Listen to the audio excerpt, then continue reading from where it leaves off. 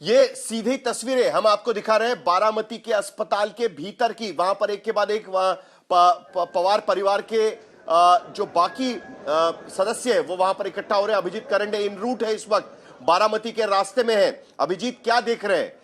इस वक्त महाराष्ट्र में सभी रास्ते बारामती की तरफ जाते हुए नजर आ रहे हैं।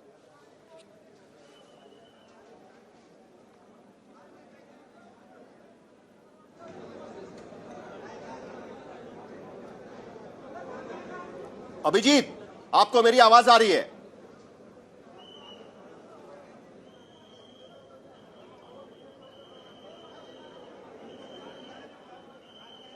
जरा अभिजीत से हमारा संपर्क कराइए, क्योंकि बारामती के रास्ते में काफी लंबा जाम भी नजर आ रहा है, क्योंकि सभी लोग बारामती की तरफ जाते हुए, तमाम समर्थक पुणे और पुणे के आसपास के इलाकों में, पुणे महाराष्ट्र का, पश्चिम महाराष्ट्र का इलाका है और पश्चिम महाराष्ट्र राष्ट्रवादी कांग्रेस पवार परिवार का गढ़ माना जाता था। और ऐसे में जब अजीत पवार की मृत्यु होती है तब जाहिर सी बात है कि पश्चिम महाराष्ट्र के भीतर जितने नेता है वो सारे के सारे बारामती की तरफ जाते हुए वहां पर नजर आ रहे हैं। ऋत्विक भालेकर भी इस वक्त बारामती पहुंच रहे हैं। ओमकार वाबले हमारे संवाददाता बारामती पहुंच चुके हैं, उनसे भी हम संपर्क करने की कोशिश करेंगे। लेकिन उसके साथ साथ अगर अभिजीत करंडे या ऋत्विक भालेकर से हमारा संपर्क होता है तो उनसे भी ये जानने की कोशिश रहेगी कि क्या बारामती की तरफ जाने वाले रास्ते क्या नजर आ रहे हैं, किस तरीके से वहां पर नजर आ रहे हैं। जरा जल्दी से कुछ अपडेट्स आपके सामने रखना चाहेंगे कि एक बात साफ हो चुकी है, जरा बड़े अक्षरों में चलाइएगा, कि बारामती में काटेवाड़ी, जहां पर अजीत पवार रहते हैं, काटेवाड़ी एक गांव है बारामती के भीतर, वहां पर अजीत पवार रहते हैं और वहीं पर उन पर अंतिम संस्कार किए जाएंगे। विद्या प्रतिष्ठान, जो पवार परिवार की तरफ से जो एजुकेशनल इंस्टीट्यूट चलाए जाते हैं, उस विद्या प्रतिष्ठान के भीतर अजीत पवार के पार्थिव दर्शन के लिए जो तमाम सहयोगी समर्थक वहां पर आएंगे उनके लिए उनका पार्थिव वहां पर रखा जाएगा, उनके अंतिम दर्शन के लिए रखा जाएगा और फिर कल 11 बजे के करीब देखिए, जांच तो होना चाहिए, क्योंकि ऐसा एक्सीडेंट हुआ है जो अननेचुरल है। भाई सेफ्टी को लेकर बहुत कंसर्न है। अब क्या है, मोरर लेस सभी लीडर्स बोलिए या अर्जेंट काम के लिए सभी लोग जाते हैं और इवन दूसरे कॉर्पोरेट वाले भी जाते हैं, लेकिन ऐसा हर जगह होना, एक तरफ तो बड़े बड़े जहाज भी, अहमदाबाद के भी बहुत बड़ा एक्सीडेंट, ये तो जो प्लेन था, छोटा प्लेन, वहाँ पर ऐसा हुआ क्यों, इसकी जांच तो होना ही चाहिए। ठीक है, will also demand. Thank you.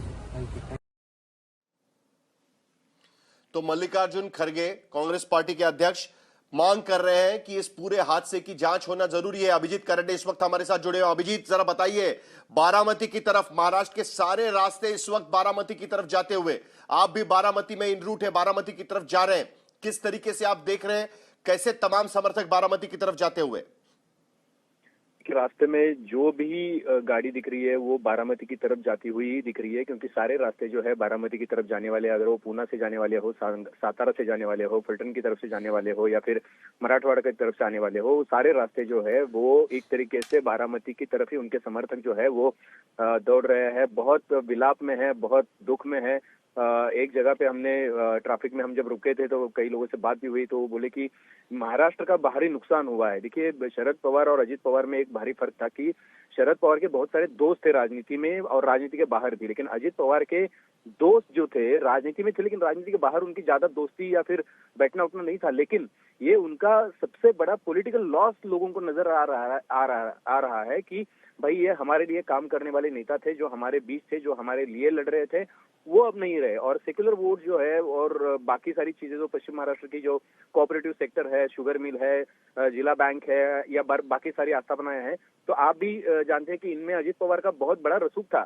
Sharad Pawar जैसे बड़े और कद्दावर नेता के भतीजे होते हुए भी उन्होंने एक अपनी अलग से इमेज बनाई थी कि एक तो पहले तो उन्हें अजीत के नाम से जाना जाता था, और लेकिन अजीत पवार के अजीत दादा होने तक का सफर जो है वो उन्होंने खुद तय किया था जो 15 सालों में, पिछले 15 सालों में महाराष्ट्र की राजनीति में उन्होंने एक तरीके से अपने लोग जो है वो राजनीति के सेंटर पॉइंट में लाए थे और उन्होंने देखा था कि हर एक आदमी को किस तरीके से ताकत दी जाए, उसको बढ़ावा दिया जाए, राजनीति में अलग अलग लोगों, अलग अलग क्षेत्र से लोगों को लाया जाए। तो ये सारा जो मामला था तो अजित पवार ने संभालने की कोशिश की थी।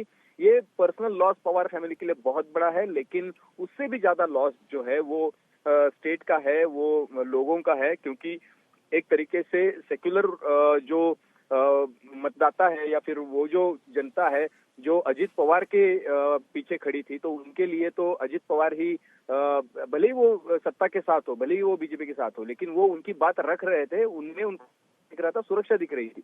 और ये लॉस जो है वो लोगों में बहुत, मैं अभी गुजर रहा था ये बारामती के रास्ते से, तो कुछ लोग बता रहे थे कि भाई ये बारामती का नहीं, ये पूरे स्टेट का लॉस है, लेकिन हमारा सबसे बड़ा लॉस है। बिकॉज ये पुरंदर हो, बारामती हो या फिर वेल्ला हो या फिर ये आसपास का इलाका हो, इनमें जितनी भी प्रगति हुई है, जितनी भी डेवलपमेंट हुई है, वो अजित पवार की वजह से हुई है। तो एक तरीके से लोग जो है वो बहुत विलाप में है, शोक में है और शौक में भी है। आप जहां पर पहुंचे हुए हैं वहां से आप कह रहे हैं कि सारी गाड़ियां बारामती की तरफ जाती हुई, और एक वक्त था कि बारामती एक ऐसा शहर, ऐसा नगर माना जाता था कि शरद पवार ने आखिरकार क्या जादू किया हुआ है, पवार परिवार का बारामती पर क्या जादू है, ये देखने के लिए बड़े बड़े नेता वहां पर आते थे। और खुद प्रधानमंत्री मोदी भी 2015 में बारामती का दौरा कर चुके हैं, विद्या प्रतिष्ठान जाकर देख चुके हैं कि विद्या प्रतिष्ठान किस तरीके से पवार परिवार ने बनाया हुआ है। और उसके बाद बारामती पर तमाम निशाना विरोधकों का होने के बावजूद भी बारामती के बारे में एक आकर्षण भी उसी तरीके से विरोधियों का हमेशा रहा है। और इसी आकर्षण की वजह से आज इतनी भारी संख्या में भीड़ हम अजित पवार के निधन के बाद उनके समर्थक, उनके विरोधक और उनके बाकी लोगों की भी देख सकते हैं। खबर यह भी आ रही है अभिजीत कि प्रधानमंत्री मोदी ने शरद पवार से बात की है और उसके साथ साथ पूरे राजकीय उन पर अंतिम संस्कार किए जाएंगे। पूरा इंतजाम उस तरीके से किया गया है कि 3 दिन का शोक रखा जाएगा और राजकीय सम्मान के साथ में ये अंतिम संस्कार किए जाएंगे। कुछ बातें पवार कुनबे की भी होनी चाहिए कि क्या आपकी कुछ बात हुई है पवार, शरद पवार या अजित पवार की पार्टी के बाकी नेताओं के साथ में? क्या कहना है उनका इसके बारे में, अब आगे क्या? पार्टी के नेता बहुत असमंजस में है। एक तो बड़े शौक में नजर आ रहे हैं। उनका मानना है कि उनके लिए तो वो भगवान थे, उनके लिए तो वो सब कुछ थे। तो वो चले जाने के बाद एक तो वो एक तरीके से बेसहारा खुद को मान रहे हैं। कुछ नेताओं से मेरी बात हुई तो एक तो वो समझ नहीं पा रहे हैं, ये प्रोसेस ही नहीं कर पा रहे कि अजित पवार अब नहीं रहे। एक तो खुद को समझाने में उनको बहुत सारा समय जा रहा है। दूसरी बात यह है कि अब क्या होगा, आगे का रास्ता क्या होगा, एनसीपी का क्या होगा, उनके भविष्य का क्या होगा, इसके बारे में उनके सामने कोई एक बड़ा प्रश्न चिन्ह है, दूसरा कुछ नहीं है अभी फिलहाल। बिकॉज अजित पवार नहीं तो कौन, इसका आंसर कभी था ही नहीं, क्योंकि ये सवाल कभी पूछा ही नहीं गया था, क्योंकि इसकी कभी जरूरत ही नहीं पड़ी थी।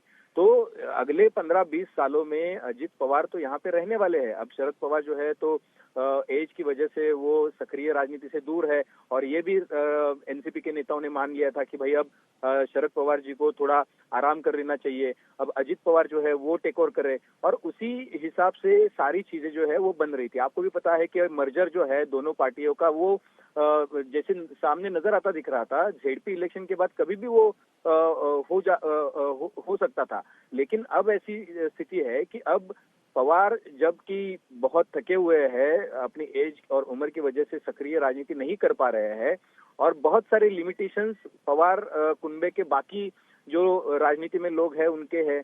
बिकॉज बहुत सारे जो लोग हैं अभी, रोहित पवार है वो अभी दूसरे टर्म के एमएलए है, लेकिन वो बहुत युवा है अभी। योगेंद्र पवार अपना राजनीतिक करियर ढूंढने में लगे हुए हैं, उन्होंने अजित दादा के खिलाफ ही इलेक्शन लड़ा था।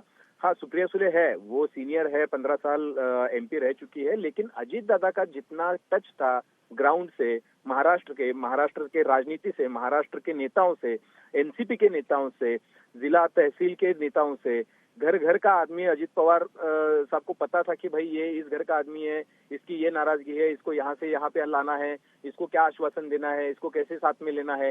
तो ये जो जमीनी राजनीति जो है वो तो अजित पवार ही कर रहे हैं ना। तो सुप्रिया सुले और अजित पवार में एक क्या अनकही एक लक्ष्मण रेखा थी कि भाई वो दिल्ली देखेंगी, ये महाराष्ट्र देखेंगे। तो सुप्रिया सुले जी ने कभी ऐसा प्रयास भी नहीं किया कि महाराष्ट्र की राजनीति में बहुत डीप जाके कनेक्शन बनाए, राजनीति में लोगों को साथ लिया जाए। पिछले 2.5 साल में थोड़ा बहुत किया, लेकिन देखिए उसको भी बहुत लिमिटेशन थी। पूरा महाराष्ट्र आपके साथ में आने के लिए एक समय भी जाना पड़ता है, आपको लोगों के साथ एक खासा समय बिताना पड़ता है, और वो होने के लिए अभी बहुत टाइम था। तो एक तरीके से, और दूसरी चीज है कि जैसे ही शरद पवार सक्रिय राजनीति से दूर हुए हैं, पिछले कुछ महीनों से हम लोग देख रहे हैं विधानसभा के बाद, तो दोनों पार्टियां साथ में आने का, दोनों परिवार साथ में आने की एक पहल चल रही थी। और हमें पता है कि महानगर पालिका के इलेक्शन में तो साथ में लड़ना भी हुआ, साथ में तो पुणे और पिंपरी चिंचवड में साथ में लड़े, तो एक तरीके से वो साथ में आ ही चुके थे, बस फॉर्मेलिटीज बाकी थी।